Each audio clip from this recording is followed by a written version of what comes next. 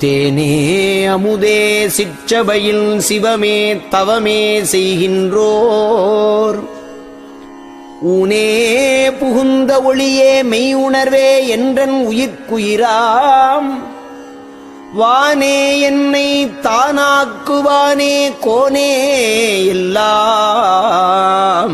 வல்லானே ஐயா அம்மா என் அப்பா யான் உன் அடைக்கலமே வெப்பார் உள்ள கலக்கமெலாம் இற்றைப் பொழுதே விலக்கி ஒழித்து இப்பாரிடை என் கருத்தின் வண்ணமெல்லாம் விரைவின் ஈந்தருள்க